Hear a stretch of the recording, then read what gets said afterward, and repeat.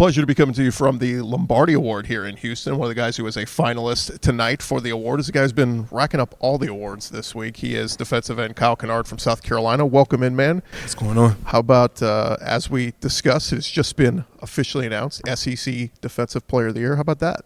That's nothing short of a blessing, man. What's this all been like, this whirlwind year, playing at Georgia Tech, coming into the SEC, playing at South Carolina, having an immediate impact, and having the season you guys have? What's this all been like for you? It's been a good testimony to what the work I put in throughout the offseason, and then the training that I did, and then the type of offseason that I had, definitely, for sure. And then also, wait, what was the last part of the question? Yeah, just this whole season. I mean, it's had to be just your head spinning in a new place and having immediate success, right? Yeah, so definitely most games I ever won in the season. So I'm glad to come somewhere where I win. It worked out for both. It worked out good for both sides of the party. Me coming in and then helping them, and then they helped me get to where I wanted to be today.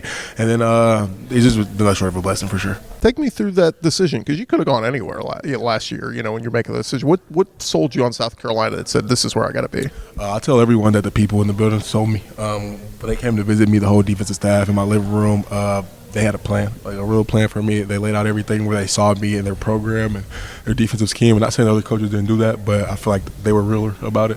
And then also just when I got there, the people in the building, I mean, everyone was genuine. Everyone had your best interest in heart. So that's something I really resonated with. And then you have the freak freshman come in and Dylan Stewart playing on the other side. I mean, you guys for a while, just an absolute wrecking crew this year. What was that like? I mean, it's almost one of those things you enjoy in your teammates' success. If you're not getting a sack, he's getting a sack. You're celebrating for him, right? Yeah, for sure, man. That guy's a freak, man. He's so young, and he has all of the intangibles that you have to train for. It's like, I just told someone else, it's like God just dropped it in his genetic makeup, and he just has the tools. And he's only a freshman, and with him getting better each and every year, no doubt in my mind he'd be a lottery pick in the draft when the time for him to come out. Did you have a sack goal in your mind when you came in this year, or it was just make the most of the opportunity? Definitely, it was to make the most of the opportunity kind of thing. But me and my trainer, we definitely had a double-digit sack goal in mind. I had that in the back of my head for sure. 11.5. I mean, to lead the SEC, and now we're starting to see it. You first team All SEC. That's an incredible accomplishment in its own. Winner of the Bronko Nagurski Trophy the other night. AP SEC Defensive Player of the Year named today. I mean, and now Lombardi Award finalist. I mean, this is just, it's got to be a testament to, man, all the hard work paying off. And it's nice to get the pat on the back sometimes, right? No, definitely. Man, sometimes as an athlete, you try to shy away from it because you don't want to let it and affect your head negatively. Yeah. So, like, let your head get too big or whatnot. But, I mean, sometimes it's always good to take a step back sometime and just be proud of yourself and what you did and how far you came along. Because everything's always team. This is one where, no, it's actually individual. You're getting honored as the job you did. Which is a great testament to my team. Once again, it's like, so that's the beauty of football. I mean, like, even the individual stuff is like, you look back on the sack, it's like I couldn't have never done that without the team. But you know what I'm saying? But it is beautiful to get individual recognition. I can't even lie and be naive and say it isn't. Right. And Monster John is 6 sacks last year, Georgia Tech, 11.5 this year at South Carolina. You born and raised in the Atlanta area, right? Sandy Spring? I was born in Flint, Michigan. Okay, but you grew up I moved from Flint, Michigan when I was 9, and then I did my growing up in Savannah-ish and Atlanta-ish. Okay. Yep. And I've heard the high school football in Atlanta is pretty strong. What was that like? I mean, I played when I was in high school, it was 5A, so 2 regions below 7A where all the grades you hear come from. But, I mean, it was pretty good football. I mean, good football was everywhere in the state of Georgia, so it was a blessing. And it was advantageous playing that in high school and coming to college with it. Did you imagine when you're playing in high school that this is a few years later, this is where you would be? I mean, I shot for the stars and everything I did, but, I mean, I did not know this was the star I was shooting for. Exactly, right. You know? Looking back on this season, I mean, what an incredible season you guys had, and Coach Beamer and the whole staff did an incredible job. But is there a favorite moment looking back, or a favorite game that you look back at and go, that it's going to stick with me for the rest of my life?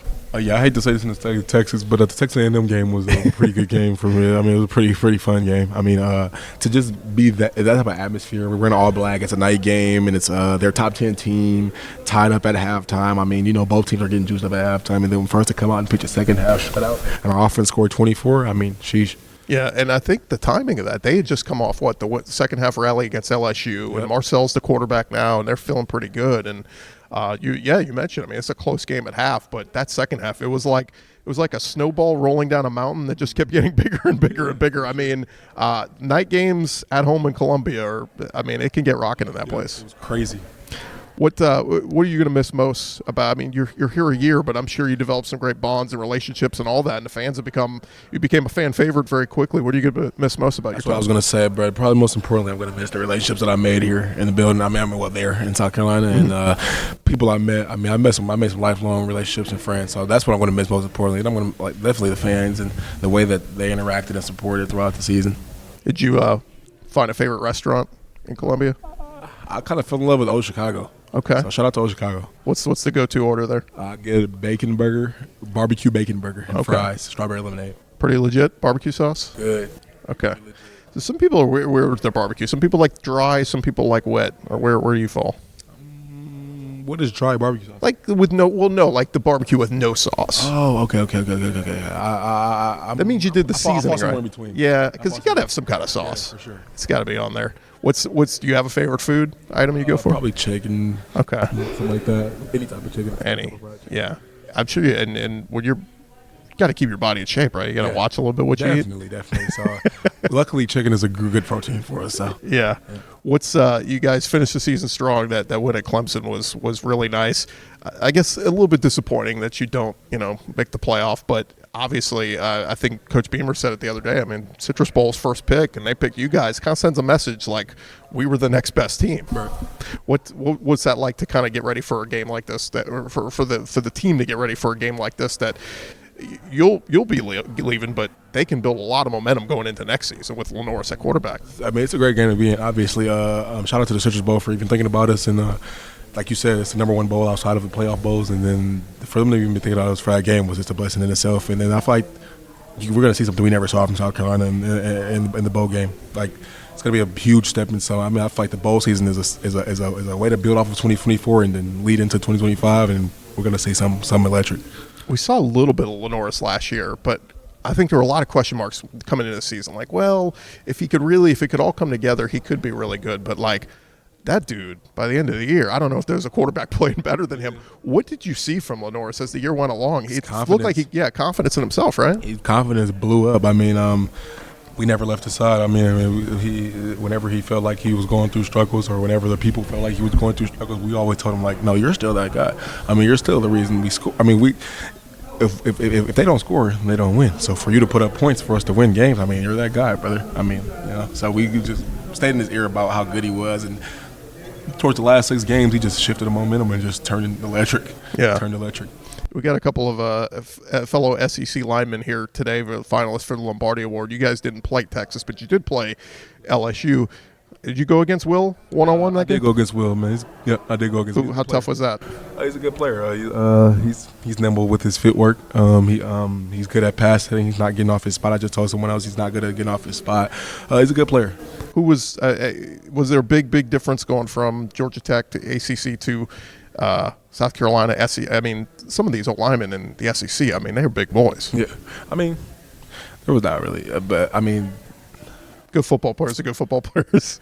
There's not really a huge. I'll say the difference is like the more so like the atmosphere of the fans and how serious football is in the SEC. Like when they say it just means more, it really just means more. Yeah. But as far as the playing, I mean, it's more running. There's more than the ball there, but not even still like it's 2024. The SEC is throwing the ball too. I mean, Ole Miss. Look at Ole Miss. I mean. Yeah. It's not that big of a difference. I can't lie. Yeah, but you bring up a great point. I mean, that's what everybody says, and that's where I think like the night games make a difference in this conference. Yeah. I mean, the home field can get so vibing and rocking, and I think that really came into play to help you guys a lot this year. Definitely, a lot of times. What was the toughest road environment y'all went to this year that you remember? What was our record on the road? Yeah. Y'all do well on the road. So you're not giving any roses. No roses to any of them. Okay. I give it to Alabama since we lost to them, and obviously I hold 100K, right? Like, so I give it to Alabama. But any other stadium we went to, I don't think we didn't experience nothing like William Bryce at another stadium. Yeah. I think like. There's nobody else playing Sandstorm. And we beat everyone else, so it wouldn't get that loud. So, yeah. I love it, Kyle. What's the next step here as the season is kind of wraps up and all this? What's next for you? I plan to pursue my freshman opportunities after football. I mean, after college. Okay, and start getting into the whole grind of everything that takes post football. Well, congrats on a great, not just a great career, but a great season, man, individually. I mean, you deserve all these accolades, and I know your phone's blowing up with all the big announcements and everything. Really appreciate you taking some time in, and best of luck to the next level, all right? All right. He is Kyle Kennard, SEC Defensive Player of the Year. We got more show coming up right after this.